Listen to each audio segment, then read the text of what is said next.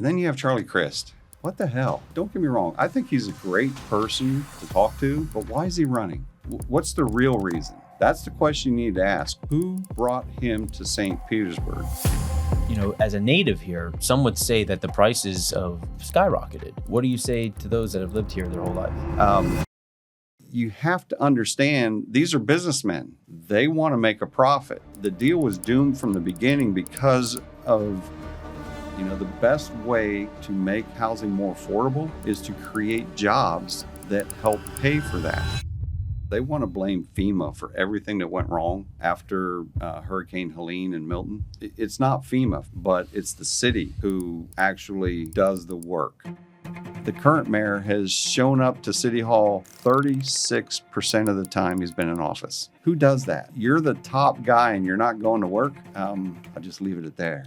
At that. That's Based off of everything we've talked about so far, what qualifies you to run a city?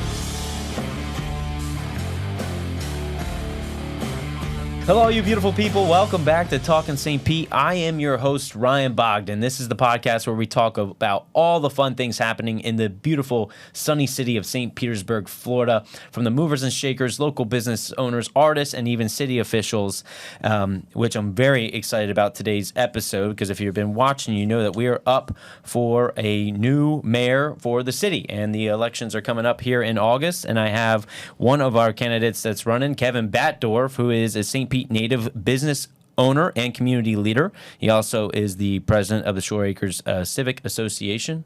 Was not? Past president. Past president. Yes. Okay. Well, it was. I think we'll still give you the title there, Kevin. And he's coming here today to share all the reasons as to why he think will be a great candidate to run our beautiful city. And in this crazy time that's going on right now with tons of fun things to talk about. But I'm super excited to have you here, Kevin. Let's dive into it. I asked one, welcome. Well, thank you. Yes. Thanks for inviting me. Yeah, no, I'm super stoked to have you here. You and I were connected through through Elijah, and I actually had a few others that wanted to connect us. So, excited to hear what we can go through today. The first question I asked our current Mayor Welsh when he was here about a month ago was, why do you want to run for mayor? I've thought about that question because that comes up a lot. It's interesting. This is not something I grew up wanting to do.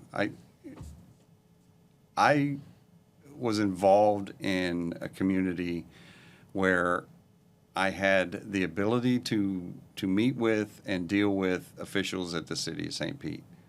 Was not impressed. As a matter of fact, was disappointed and extremely disappointed with the leadership at St. Pete. So, okay, who's going to run against the current mayor? Who's going to put their name in the hat? And I looked at the candidates, and you have a city council member who is a rubber stamp for him, has followed everything that he's done up until the time that she announced that she wants to be a candidate. Now she's different somehow. She's not. We have a former fire chief who left office under suspicious circumstances. It's out there. I don't know all the details of the scandal, but it's out there, and I'll let him address that. But I just don't know that that's the right choice for mayor. We have another community activist who is a prison administrator in Orlando, yet she feels she can run the city of St. Petersburg. I actually like what she's saying. I think she's a very intelligent person. I don't think she's mayor. And then you have Charlie Crist. What the hell? The question to ask about Charlie Crist, and don't get me wrong, I think he's a great person to talk to, and I've had some conversations with him. But why is he running? What's the real reason? That's the question you need to ask. Who brought him to St. Petersburg? Because at the second forum, which was the League of Women Voters Forum, he said the quiet part out loud. They asked me to run, and I answered the call. Well, who's they? And what's the purpose? Good question to ask.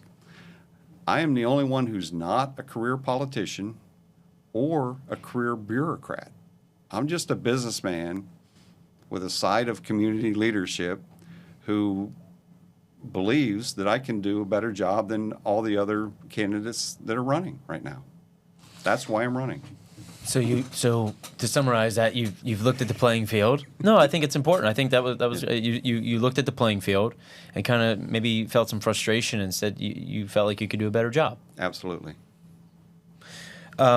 You're a native to St. Pete, which I think is pretty cool. Give us a little 2 minutes on your background. You were just sharing a fun paper story with me before we got started, and it relevant to the historic gas plant district, which is a big part of things that are happening here in St. Pete. Today being a day that Mayor Welsh stood at Campbell Park and announced who he is supporting on the redevelopment of the 86 acres, which is the Tropicana Field and the historic gas plant district. But you've had some history here. Yeah, I was born here. When I was 12 years old, I think I told you this story.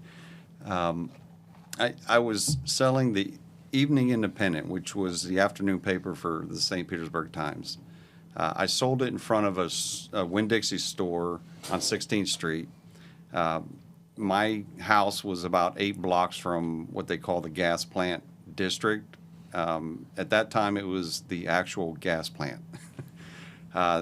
That Winn-Dixie closed because they were starting to build bigger stores. That store, by the way, is now the Christmas toy shop, just for general location.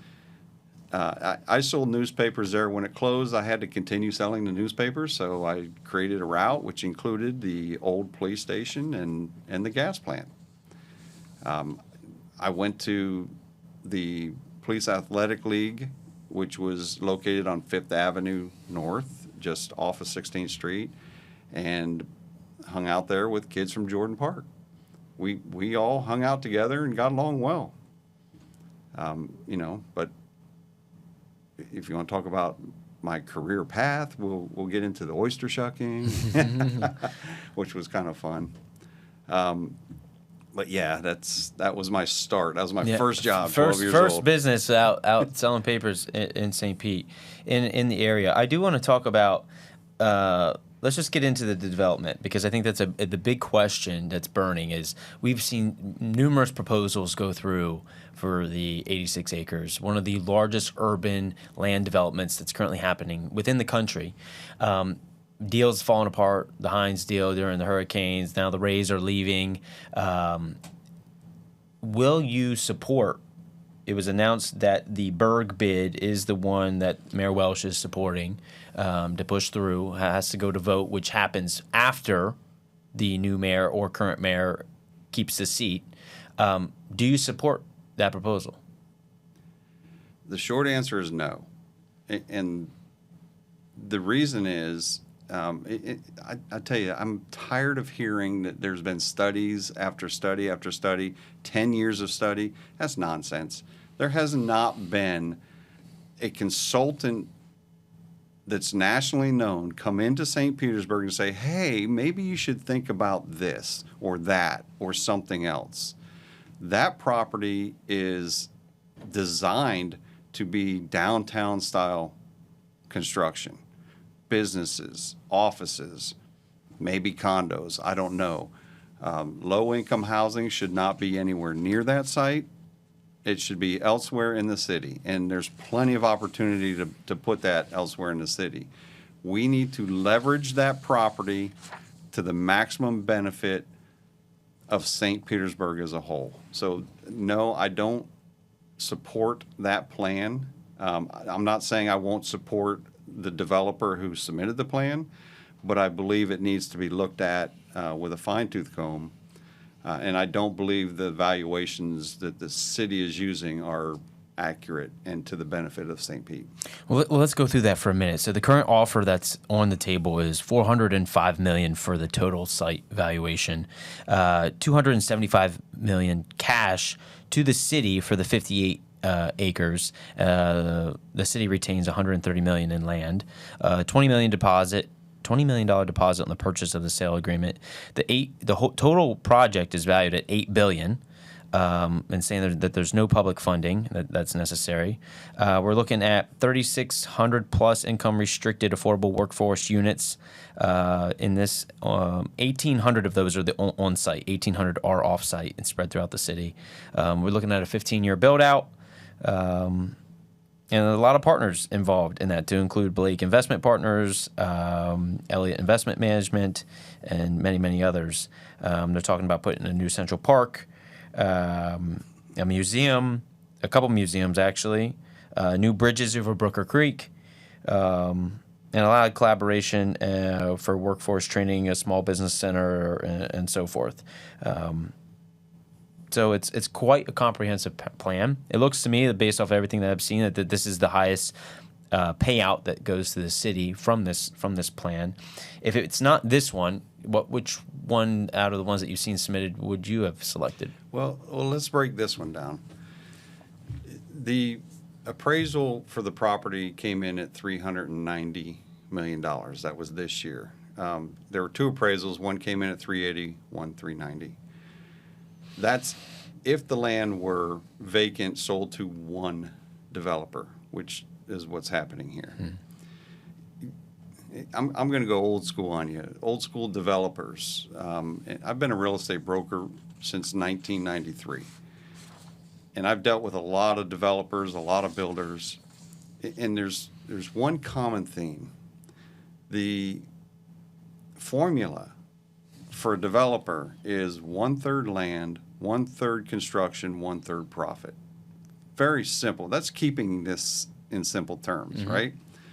So let's use $8 billion as the end product. Divide that by 3. That's what the land value should be. Now, are there adjustments? Let's say it's only 25% is the land value.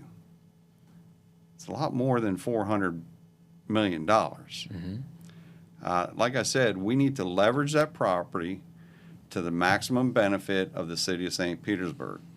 Do we keep the property and lease it out? Long-term leases, will that generate more money?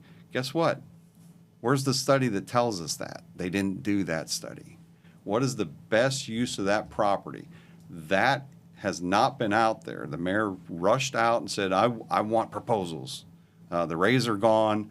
That deal that was terrible to begin with is no longer in place. Let's go out and get more bids. Oh, let's do it in 30 days. I'm sorry. I'm tired of hearing about the plan, and we don't do anything. How about get the right plan? Order the right study. So if this plan is in motion, the Berg bid, and you take office, what do you say to the current developers? So my understanding is that this plan cannot move forward until City Council approves, and the thought is that they won't have it in front of them until after the first of the year, most likely next summer. So the plan, although it's in process, really isn't until it's approved. So there won't be any groundbreaking. Well, yeah, of course, but if they're putting things in motion, it's very expensive to put these teams together and keep all that in motion. Do you restart the process and open it back up? Is that something that you would push for? Do you try to modify the current plan that's in place? Do you review it deeper? I mean, these are just, it's a lot of questions, and I'm not saying that you have the answer, but if I'm coming into this and this is a huge thing, what do you say to those that are saying, hey, when you look at the proposal, the team, it's like probably 50 some groups that are involved underneath the umbrella of the Berg bid. So it's a lot of people involved to keep this thing moving. Well, that's the risk you take when you submit a bid. If I'm elected mayor, the first thing I'm going to do regarding the Tropicana Field property is hire a consultant or multiple consultants to give us 2 different or 3 different versions of what could go there. And these consultants will have no financial interest in the development of the property. So let's get nationally known developers or consultants to come in and say, hey, here's what should go there. And let's take all the special interest projects out of the equation, okay? If affordable housing or low-income housing is something that should go there, then we'll look at it. Personally, I don't believe that that's the maximum value for that property. The benefits from that property are going to help fund our infrastructure repairs and replacement in the entire city of St. Pete. That's what that money should be used for. So we need to do this right. It's been a patchwork here and there. They should have started the process day one, get the consultants in. Let's figure out what the highest and best use actually is for that property, and then let's find developers who are willing to work within that framework, not special interest framework to appease somebody who you think was wronged back in the day. And we can talk about that as well, because the mayor is telling a lot of whoppers out there about the history of the site. Go ahead.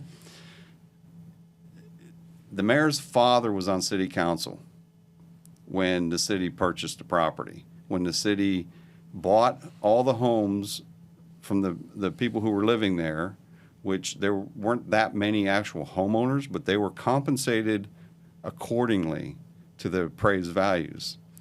Nobody was ripped off. Nobody was pushed out. The church that the mayor's father was a member of benefited pretty well from that transaction. So there were no promises other than economic opportunity for that area. And economic opportunity is a risk. Nobody's guaranteed economic success. So the promises that he keeps saying that were made that weren't kept, it's just baloney. Okay. So a lot of stuff there. Obviously, the 86 acres are big. I mean, do you think the Rays should have stayed? I'd still like to see the Rays stay. As a matter of fact, if their deal doesn't work in Tampa, I'm open to conversation. I'm not saying we're going to give them the same kind of deal they had before, but I believe there is probably a way to keep them in St. Petersburg. And let's face facts. The Tampa Bay Rays coming to St. Petersburg was the driver for the progress that this city has seen. Before the Tampa Bay Rays were here, downtown was a ghost town. I mean, you could really see tumbleweeds going up Central Avenue. It's you know, the Vinoy Hotel was a disaster. There was nothing downtown, and everybody knows it. So I credit the Rays coming to St. Petersburg, making this a big league city. You know, not many. I don't know if I've heard anyone on the show. I mean, I've sat down now with over 100 people, and I haven't heard anyone credit the Rays, which I could see how that would play an effect. When I sat with Mayor Welsh, he said during the deal that they wanted more money, and his quote, "Not another dime," was a principle. Do you think that was a principle, or was there incompetence there in that deal? Because you had mentioned that you thought the deal was doomed from the get. Yeah, you can't force your special projects into a deal like that and expect the developer to make a profit from it. So the Rays had to be able to make a profit. When you're forcing low-income housing, I'm not saying affordable housing. When you're forcing low-income housing and a museum at a very high cost, and don't get me wrong, I think the museum should be built, but maybe not on that site. You have to understand, these are businessmen. They want to make a profit. And their goal is to generate income not just for themselves, but for the surrounding area. And I believe that to be true. The deal was doomed from the beginning because of shoehorning these special interest projects into the deal. So I don't believe the Rays were ever going to go through with it. So, because it seems like that's a theme for you in this, and then that low-income housing shouldn't go in the 86 acres. Affordable housing, define the difference. I don't. You know, they're interchangeable. Nobody can define affordable housing. Interchangeable words. However, you know, as a native here, some would say that the prices have skyrocketed. What do you say to those that have lived here their whole life? Like me? Yeah. Well, they're not wrong. They're not wrong, but that's the cost of progress. Prices have skyrocketed since things were built. I mean, I can tell you, it was 1978 my mother bought a house. She paid $32,000 for it. She still lives in that house. Today, that house is probably worth $500,000. We need to find ways to help people purchase more property, because home ownership is the only way to create generational wealth for a lot of families. They just don't have disposable income to invest in the stock market or other investments. So if we can find a way to get people into more homes on a home ownership basis, that will help people over time, because the frustration is that when you rent, your rent goes up and you have no control over that rent. But if you own a home, your payment is somewhat leveled out until the tax man comes calling, or insurance. Insurance we can't do anything about, but the governor's putting a proposal out there that will eliminate property taxes for anybody whose taxes are $250,000 or less in valuation. So that's a step in the right direction. So this low-income housing versus affordable housing. Affordable housing, somebody builds $1 million condos downtown. Somebody can afford it. Is that affordable housing? I think so. What they're really talking about is low-income housing, because they want to stay within the 60 to 80 AMI. So where do we put that? I think when I hear affordable housing or workforce housing, I think there's I've been to some towns, I won't mention, in Colorado, where because of the ski resorts and things like that, the pricing of homes has become so outrageous that those working at your restaurants and local service places can't afford to live, and they're having to commute an hour plus to get into these places. So I think personally, and I'm all about growth and change. I think change is inevitable, and I'd rather go up than down, right? But there is the question of, like, you know, if you want the people here working in your local shops that are making $60,000 a year, where do they live, so that way they can still service you and still say they're part of the community? And not saying that there's not places for them, but I can see I like the word workforce in the sense of, like, your everyday middle class American. Because some would say those that are buying $1 million condos downtown, and we know for a fact that that's not their first home, right? They don't even live here. Right. Which is good for us because it's 100% tax rate. So Right. They don't get the homestead exemption. There are communities in St. Pete where we can go in and help people rebuild their home, repair their home, and keep them in their home. That's how you keep those costs down. Those are homeowners that have been there a long time and their houses are falling apart because they can't fix them. That's not a difficult thing to do. We can find volunteer groups to go in all day long and help people. And that's one of the things I plan to work on as well. But progress is progress. You know, the best way to make housing more affordable is to create jobs that help pay for that. So the Tropicana site one of the criteria is it's got to bring jobs in, whatever's built there. We can't have more condos built there just for the sake of having condos. We need to have actual well-paying jobs, and that's the Moffitt Cancer Center. That deal was snubbed by Welch, which, guess what? Yeah, why do you think that is? Because he wanted to force more affordable housing into that project. And it wasn't his deal. So, you know, I have some dark thoughts about why some of these things aren't moving forward, but that was a huge mistake on his part to allow them to not build that facility. That's a world-class cancer facility with high-paying jobs. Even the janitor makes more than a lot of people in St. Pete. So that was a huge mistake. We need to bring more of those types of jobs to St. Pete. That makes things more affordable because people are getting paid. I agree, and you mentioned something in there about earlier about homes that are falling apart, and so let's go into some infrastructure and hurricane things. As you know, being back in Shore Acres, 80% of the homes back there experienced some type of devastation during the storms. One thing that you had mentioned was that there needs to be something a faster way for cleanup and infrastructure going on there. Welch had mentioned that there was 2 million cubic yards in 90 days. 5x from the last 3 storms, and his quote: "If there was a way to move it faster, please let me know." Do you think that there was a way that he could have responded better to that? We let him know. He just ignored it. Absolutely.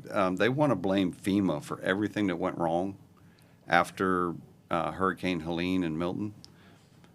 It's not FEMA. FEMA sets guidelines for reimbursement, but it's the city who actually does the work. So one major mistake that he made was hiring a company from out of state to come in and do the cleanup. He put the head of Parks and Rec in charge of the cleanup instead of sanitation. Sanitation's out there 2 times a week. Plus, the recycle's out there as well. Guess what? In Shore Acres, Riviera Bay, those 2 neighborhoods didn't need their trash picked up. So what were the trash guys doing out there with their trash trucks? How about put them to work with dumpsters? Drop a dumpster off at the houses that need to be cleaned up. The residents will fill the dumpster. Then come pick the dumpster up, take it somewhere, bring it back to the next house. We have a bunch of dumpsters. Oh, by the way, we also have local companies that provide that service who were willing to help. The mayor said no. Instead, he created this program called Hometown Haulers. And I'm going to be critical of this because he's touting the fact that he won an award because he got people to go to homes and put junk in their trunk, take it to a dump, and get $200. I'm like, wait, car trunks, a small pickup, they put it in their van, and that's $1.5 million that he wasted on that project when he could have hired local business people who have the equipment, the big trucks, the dumpsters. He could have done that. He didn't do that. The Hometown Haulers program was to help out his buddies. Hey, here's a way. Didn't work. Let's move on. Yeah, it's crazy what happened back there, and you think it's not a matter of if, it's when, right? It happens again, and hopefully it's many years from now. But on all angles, I think it's tough to plan for the unknown in that sense, but you do your best. Oh, there will be a plan in place. The funny thing is, we had Hurricane Idalia the year before. So we figured out what needed to be done after a storm. The city, has a great emergency management department. Amber Bogden heads that up, and she does a great job preparing people for the storms that are coming, and including emergency services during a storm. But the city failed to prepare for the aftermath properly. They were using systems that have been in place for years and years and years and never even looked at it. I became an expert by accident, and it's unfortunate that I had to be the voice of reason for the neighborhoods. The mayor didn't want to hear it, and when you say that, what do you mean by that? That he didn't want to hear it? Mm-hmm. I would voice opinions about how things were being handled. I would make suggestions. For instance, rec center. We have a rec center in Shore Acres. There's other rec centers throughout the city. Some were in flood zones, some were not. We know that when people are flooded out of their home, and when you have 82% of the homes immediately unoccupiable, meaning you can't live there. You have to go and clean out the muck. There's no power. These people need to get there and get that done quickly to save what's left of their home. So we requested that the rec center be open. Power's on there, generators. People can go and charge their phones. We wanted it to be staffed so that the families who are mucking out their homes don't have their little ones in the way. Let's get kids out of there and not looking at their toys being taken to the road and destroyed. So we actually had licensed child care professionals on standby that were willing to man that operation. Because one of the mayor's comments was, well, our staff is also affected by the storms. Okay, well, we have alternative staff. We can fix that. We came up with solutions that were completely denied by the mayor. Completely denied. Got it. Yeah, and so there wasn't these contingency plans in place ahead of time, which would have made everything a lot smoother. And it was, it's very devastating. I had a lot of friends that lived back there during that time, and still the neighborhood is still recovering today, right? There's still homes back there that are still not put together. So it is a sad piece. You mentioned when we were on the phone before this about pipes. Tell me about that. We had the city engineers come. We have them come in all the time, talk to neighborhoods. I was at a meeting where someone asked about the priorities for cleaning out the drainage systems, the sewers. They were talking about lateral lines that had holes in them and a whole bunch of different things. Someone asked if they had a map of the pipes and the infrastructure. And Claude Tankersley, who is the administrator of Public Works, said, no, there is no map that exists showing where the infrastructure is underground. And what's happened over time, developers would go in, they'd be required to put in some type of infrastructure around their property, but nobody kept a record of it. So do you know what he was referring to exactly? Because there is on the GIS map on the city website, there is an infrastructure map that shows. Doesn't show the size of the pipes. Shows material. Right. I don't know size. Some, yeah. A lot of them. Because after you said that, I was intrigued and I went and looked and I was like, well, So he was referring to the size of the pipes. Some places have a 6-inch pipe.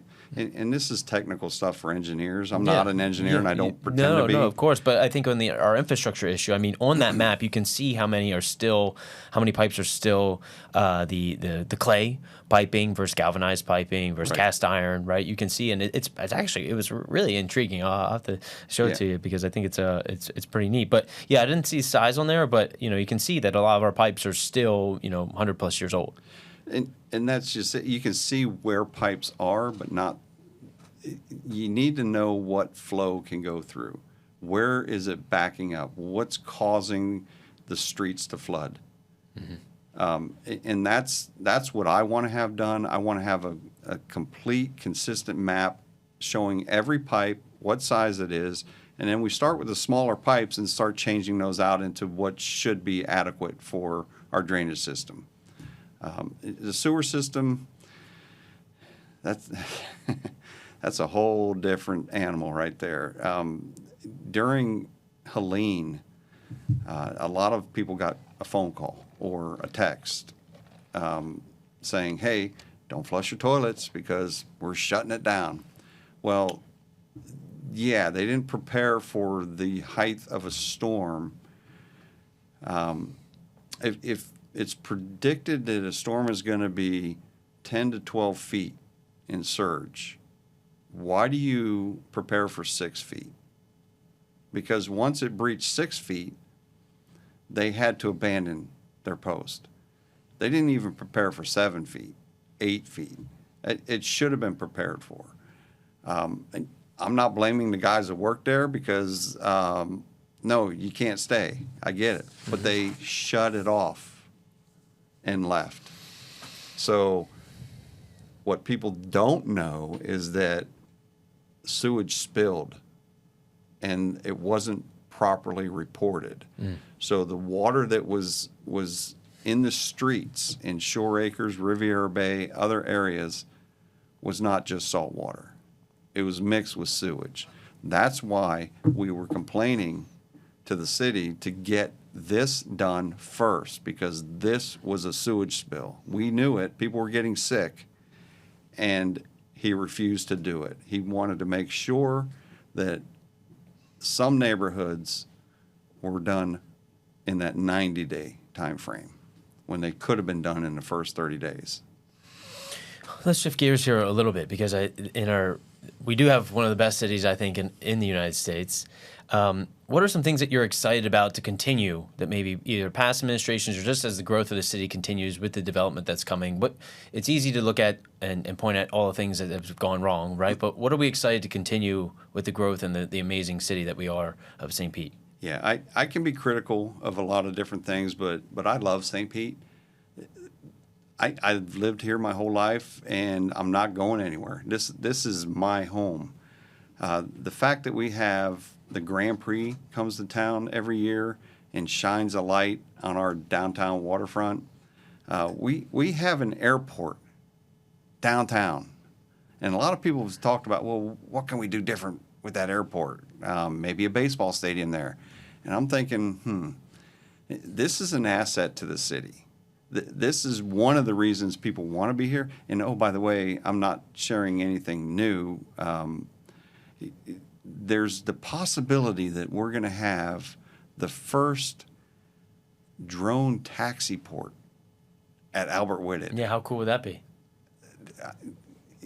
You're not old enough, but I used to watch the Jetsons when I was a kid. Yeah, well, no, I know the Jetsons, and I think it ties in beautifully with if that were to happen, ties in beautifully with the history of the city, knowing that the first commercial flight was the mayor across from St. Pete to Tampa across the bay. And so if we brought the first taxi system like that, that would be cool. You know, Manhattan does something similar right now with the choppers. I think Uber you can catch a chopper that way, but to do kind of a more car taxi system by air out of the Albert Whitten would be really important. That was something that Welsh and I had talked about with the airport, because I've heard that there were proposals floating around about eliminating the airport and selling that all for development. And I think we lose the charm of downtown St. Pete if we do that. And the mayor said after these last storms, he realized how important that another form of egress off the peninsula is for us and to keep it. So I'm in full support and would sign whatever petition and hold whatever sign I'd have to out in the middle of the street to keep Albert Whitten there, because I think personally one of my favorite things is going down to the water in the morning and catching that first flight that takes off, just to watch, because it creates such a cool ambiance, I think, for the city. Yeah.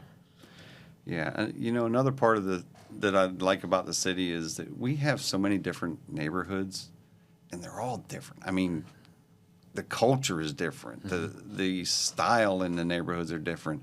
It is so cool to go to historic Kenwood or Old Southeast or Coquina Key or, you go, when you go to Fort DeSoto, I know that's not part of St. Pete, but man, I'd like to take that too.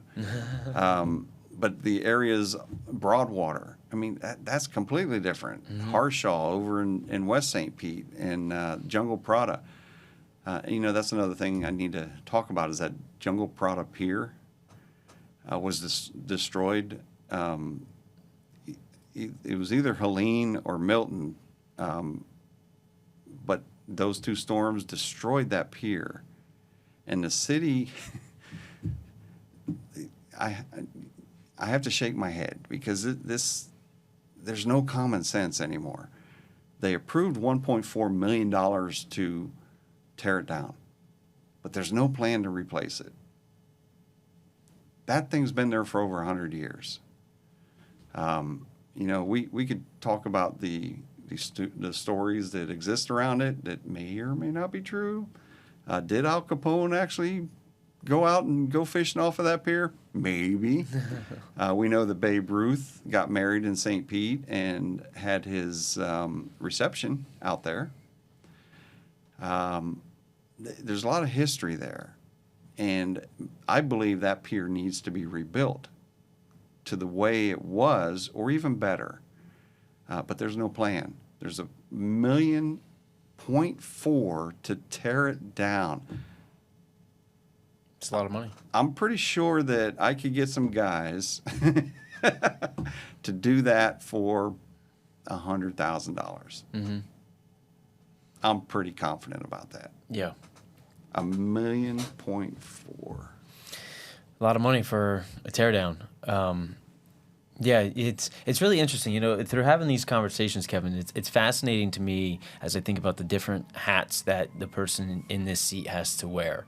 And so, based off of everything we've talked about so far, what qualifies you to run a city? I don't know that anybody going into a job like that there's a qualification. I didn't go to mayor school. That's what I mean. There's no proper training ground for this. It's really unique, right? Because there's so many facets of a city, right? Yeah. And even different than governor, right? Governor, you're so high up. You have so many people, all the things. You're looking at the 100,000-foot view, and now at city level, you're like, the utility place overcharges people for their water bill, and it's your fault. The trash doesn't get cleaned up fast enough. It's your fault. There's over budget spent on a pier cleanup. It's your fault. Whatever, everything becomes your fault, right? Mm-hmm. Whether you're an expert in it or not. So, thinking through all that, like knowing no matter what, Kevin, if you take the seat, there will be something that will be your fault. And I have big shoulders. I can carry that burden. I have no problem with people blaming me for whatever. And to be honest with you, I'm not the guy that wants to take credit for anything. I'll give credit where credit is due as well.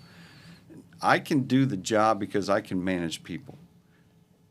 I can look at a budget and see what should be there and shouldn't be there. What people seem to forget is the mayor is an elected city manager, not some king who rules a city. City council dictates what the policies are. The mayor can come and say, here's my priorities, but it's city council that dictates the priorities, not the mayor. The mayor fulfills, right? Mm-hmm. That's not happening now. Right now, we have a mayor and a city council that is a majority rubber stamp for the mayor. So there are no checks and balances there. Day one, I'm going to interview personnel. I can tell you right now, there are too many employees at the city of St. Pete. There are way too many in upper management. When you have 30 or more people making $150,000 a year, I think we probably need to look at some of those positions and see if they're actually necessary.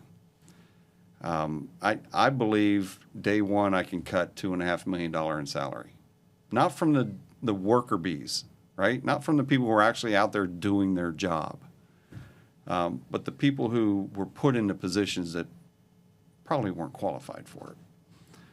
I'm going to take a real hard look at the 17 people who received a bonus after the Rays deal to try and figure out why these people received a bonus for working on a deal. Now, you and I work in real estate. You don't get a bonus until a deal closes. Right. Who gets a bonus when the deal is signed? And that was $250,000. $140,000 of that's been returned because that bonus was illegal. Mm-hmm. Where's the other $110,000? So I'm going to look at those employees, and they can watch this and know that I'm coming. And we're going to have a discussion as to whether they should keep their job or not. What do you say to the people? Why should they vote for you? I am not a politician, especially not a career politician. As a matter of fact, I kind of hate politics. This is it's not my thing. Running a business, I can do it. I can manage people. I can make decisions. I learned that no is a complete sentence, and I use it often. I have solutions to pretty much every problem. They may not be the right solution, but we'll work it out. And that's what I'm going to do. I'm going to, by the way, show up for work. The current mayor has shown up to City Hall 36% of the time he's been in office. Who does that? You're the top guy and you're not going to work? I'll just leave it at that. That's I'll be there 100% of the time. I'm going to go out to neighborhoods. I'm going to listen to people, and it's not going to be me as the mayor. It's going to be we as the mayor. I believe that if we all put our minds together, there's a lot of smart people here, that we can figure out every problem that we have and a solution to that problem. I mean, there's so many things going through my head as to what I would want to fix.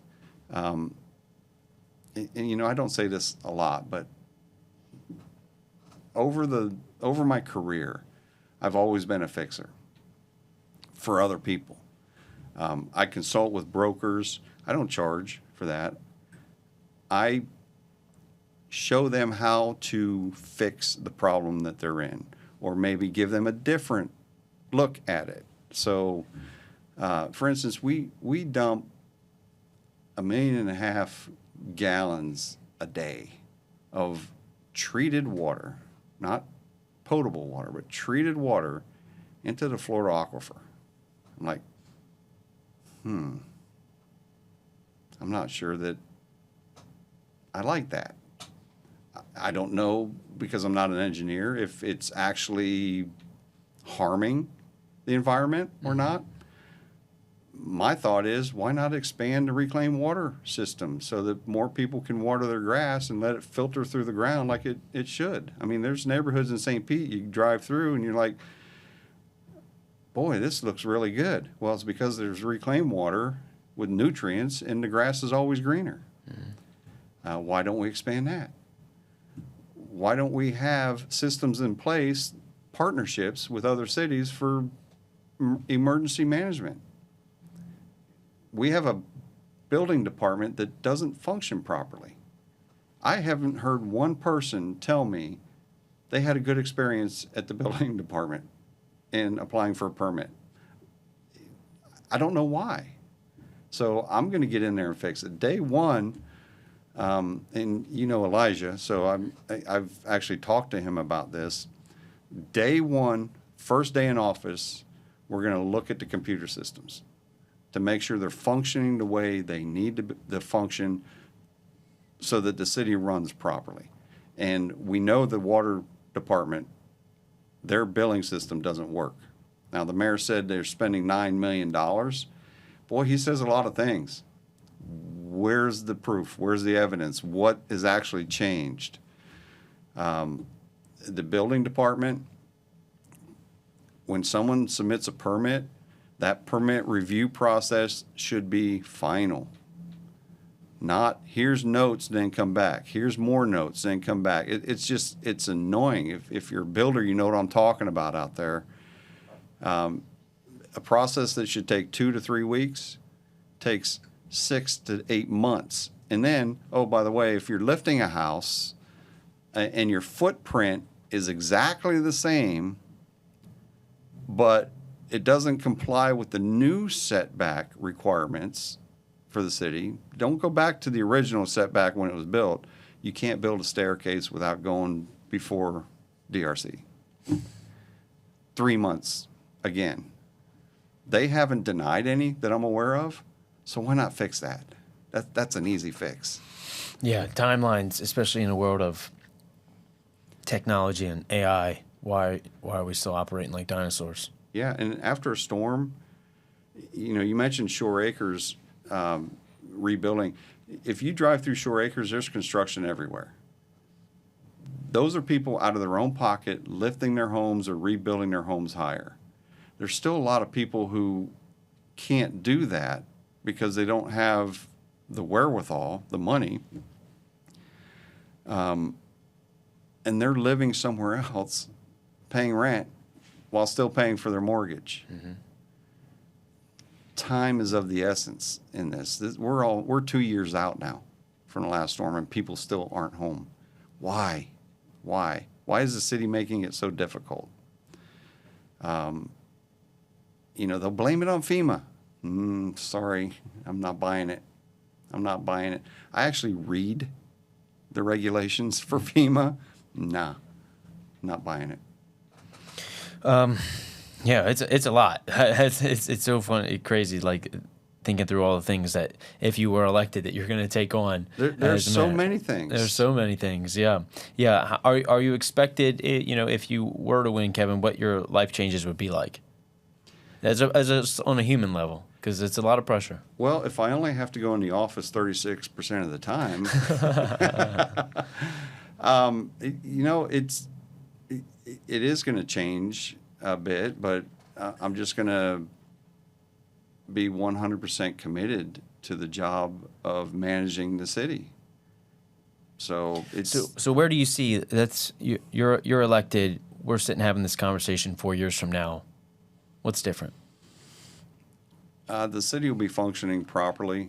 There will be a plan in place for just about everything and a clear, defined plan. And there's another question, we didn't talk about the supposed GO bond they want to put on the ballot, right? A general obligation bond of $600 million. They don't have a plan on how they're going to spend it. Just give us the money and we'll figure it out. And what's that going to do? It's going to cut 5 years off of a 25-year plan. That's what you're telling us? So here, tax us more? No. When I'm mayor, we're going to have a defined, clear path forward for every project. One of the things the city does, they apply for grants, which is a great thing, right? Apply for grants from the state, from the federal, hopefully from private enterprises. But they don't have a shovel-ready project that they're applying for. So they apply for a grant, and I'll give you an example. There's a pump station that they applied for a grant. They got just under $8 million. The city matched it, so $16 million. So it goes to city council. The city council says, yeah, we'll match that grant, $16 million. Now let's start designing the project. Wait a minute, what? The project now is up to $32 million. Where's the other $16 million coming from? And what's it actually going to cost when construction starts? That doesn't make any sense to me. As a businessman, you wouldn't do that. Right. You'd have the project in hand and get bids for that project and then go out and find the money for it. That's just common sense. Yeah, it seems a little backwards. Yeah. It seems a little But that's how government works. Yeah. We need to fix that. So I'm the fixer. You're the fixer. Yeah. So while you're you know, well, here's a fun question. What have you found to be most fascinating so far since announcing since throwing your name in the hat for mayor? The support. It's incredible. You know, you kind of think that people will hear your message and listen to what you're saying. There's a lot of negative people, and those people have already chosen who they want to support, so they want to just dismiss anybody else, and that's okay. I get it. But the people who were undecided that come up to me and say, you know what, you're saying what I need to hear. You really want to do what needs to be done. So it's amazing the amount of support that I'm getting. That's awesome. It's humbling. Yeah, yeah. When did you decide? When was the moment where you're like, I'm gonna run? You know, I thought about this for quite a while, and I wasn't 100% sure. Some of the other candidates reached out and wanted to interview me because they knew I had a backing, at least for a couple neighborhoods that they could draw votes from. So I met with 3 of the candidates and wasn't impressed. I was considering it because you keep hearing we need a new mayor, but nobody wants to step up and do it. Are there smarter people out there than me? Probably. If there are. You need to go hire them. I do need to hire them. Yeah. Put them to work. But it's not just about being smart. You have to be willing to put yourself out there. And with the community service work that I was doing, I saw the actual results. The $400 million Elevate Florida program, although it's kind of stuck right now, was 100% me. I brought that to the state of Florida. The wake zone, speed zones, you can only go 5 miles an hour if there's water in the street. That was me. Legislators carried it forward, but that was my idea. So I saw the results of what can be done. Knowing that I can do it, I know how to speak to people and talk to them and get them to come to some type of agreements. You know, I've been a mediator for real estate for 25 years, so I kind of have a little experience with that as well. But after meeting with the other candidates and thinking, would that be a good mayor? Would I support that mayor? The answer was no. I believe I'm the best person for the job. We'll see what the polls say, right? Or the voting, because the voting's coming up, right? We're Voting is August 18. Yeah, polls don't pay attention to polls. Yeah, I didn't mean the polls when I said that. Yeah. I meant the ballots, right? The ballots that come in on the 18th. And my understanding is that if someone gets 51% of the vote, then we don't have to go to That's correct. November, right? Correct. I don't see that happening. No, I don't see that happening either. Because there's just from a divide. If there was only 2 people running, then maybe, right? But yeah, it's very rare that happens. yeah, would be cool. Would save us a lot of time. Yeah, you know there's one more thing I'd like to talk about real quick. Yeah, where's the money coming from?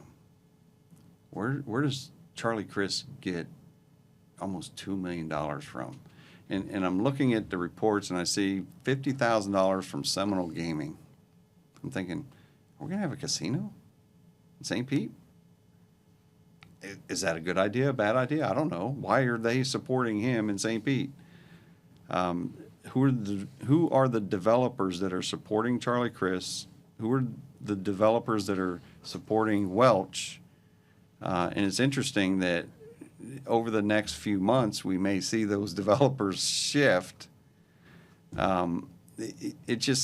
It makes me sick to my stomach that that's allowed to occur. I made the conscious decision to not have a political action committee, a PAC, to draw in big donor dollars. Mine is a complete grassroots campaign where it's just individuals. And I'm making 0 promises to anybody that donates to the campaign. I'd like others to actually say that out loud. Well, I think you're going to sleep better at night because of that. Yeah. Will it get me elected? I'm not going to buy TV commercials. Yeah. but it's word of mouth. It is word of mouth. That's why we do the show, and we know in our game of real estate, right? It's the support. You have support of so many people that, but just because you don't see it anywhere doesn't mean anything, right? Because you have like real relationships with the community, which I think is impactful. I like a lot of things that we went over today, and I think it's I applaud all of you for running, including yourself, especially being a native and not having a political background, because the job sounds very difficult. But I do think that we are in a very fun, communicative city, like a community unlike any other. I've talked to so many people that move here, and I'm sure as you do as well, as like being in the business and then also doing this show, and the support of new businesses that open, and how other even direct competitors will come and help them out, open their doors. In all facets, right? From fitness community, the business communities, it's awesome. It's really a special place. And watching the continuous development, I get nervous, not necessarily from a sense of I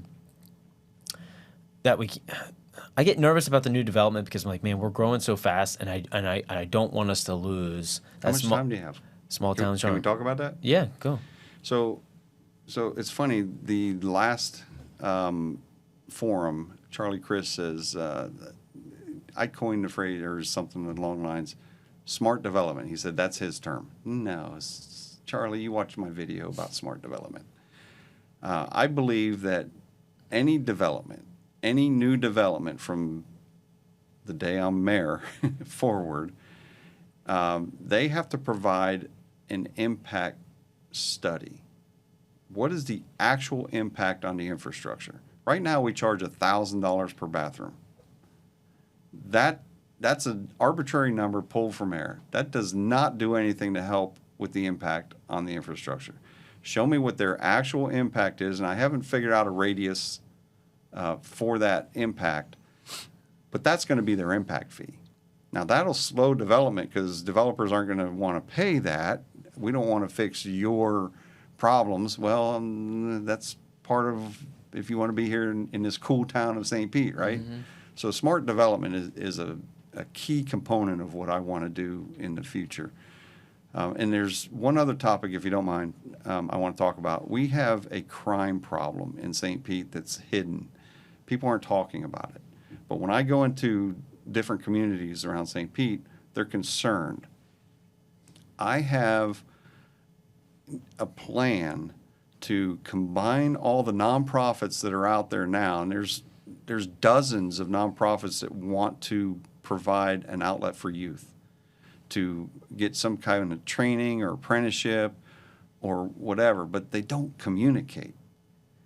We need to create a committee that puts all of these programs together so we can identify all the programs and know where to place kids that need it.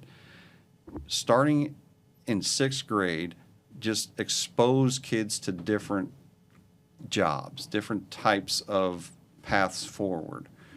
The kids that are 15 to 20 that are motivated to do something other than school, whether they need money at home so they go and steal a car, they sell drugs, and any type of stuff. I want to identify those kids, and we need to figure out a way to communicate with the police department, social services, the court system, the schools, and everybody else to identify these kids that are at risk, that aren't your typical classroom learners, that want to earn money somehow, and the easy way is through crime. So let's refocus that into businesses. I have corporations, plumbers, electricians, contractors, computer software engineers. I have a whole bunch of people ready to go on this plan to hire these kids as an apprentice and train them.